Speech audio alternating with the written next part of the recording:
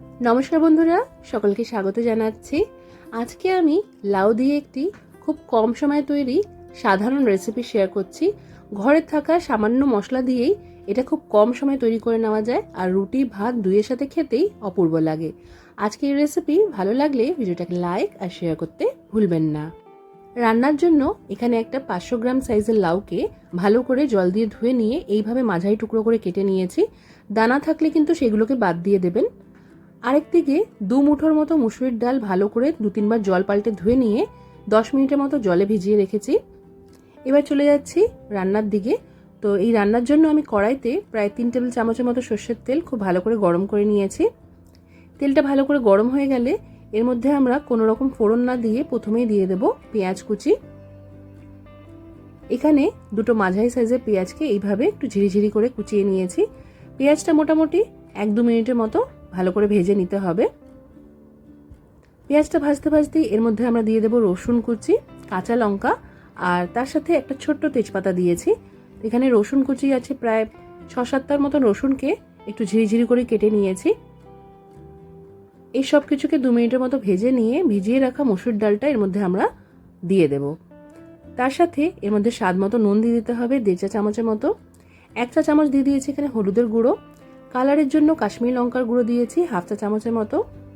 এটা আমি জিরের গুঁড়ো দিয়েছি 1 চা চামচ, আর ধনে গুঁড়ো এখানে 1/2 চা চামচের মতো দিয়েছি। এই সব মশলাকে ভালো করে আমাদের মসুর ডালের সাথে মিশিয়ে নিতে হবে। আঁচটা কমিয়ে রেখে কষাতে হবে।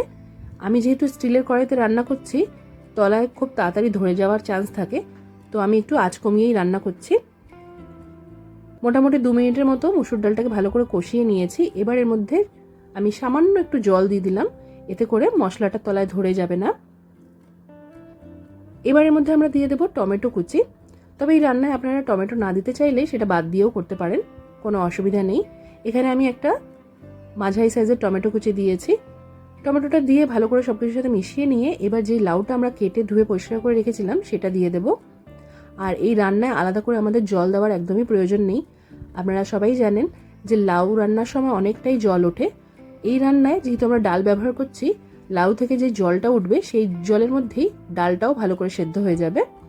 তো এখানে সব মশলাকে আমি লাউয়ের সাথে ভালো করে মিশিয়ে নিচ্ছি। এবার ঢাকা দিয়ে একদম আঁচটা কমিয়ে দিয়ে 5 মিনিটের মতো রান্না করব। মাঝে একবার নাড়াচাড়া করে দিতে পারেন যাতে তলায় কোনো মশলা ধরে না যায়। এখন 5 মিনিট পর ঢাকাটা সরিয়ে নিয়ে একবার ভালো করে আমি নাড়াচাড়া করে দিচ্ছি। দেখতেই পাচ্ছেন লাউটা একদম সুন্দরভাবে সেদ্ধ হয়ে গেছে। মুসুর ডালটাও একদম পারফেক্ট আছে, খুব বেশি গলেও যায়নি, দেখতে গোটা গোটা আছে, অথচ খুব ভালোভাবে সেদ্ধ হয়ে গেছে। একবার ভালো করে খুন্তির সাহায্যে লাউগুলোকে কেটে কেটে মিশিয়ে নিচ্ছি, এতে করে এটা আরও সুন্দরভাবে মাখা মাখা আর ভালো ঘনত্বের তৈরি হয়ে যাবে। এর মধ্যে আমি সামান্য একটু চিনি দিয়েছি, চিনিটা দিয়ে মিশিয়ে নিলাম। এবার ওপর থেকে আমি দিয়ে দিচ্ছি অল্প একটু ধনেপাতা কুচি। আপনারা চাইলে গরম মশলা গুঁড়োও দিতে পারেন। ধনেপাতা কুচিটা দিয়ে ভালো করে মিশিয়ে নিলাম।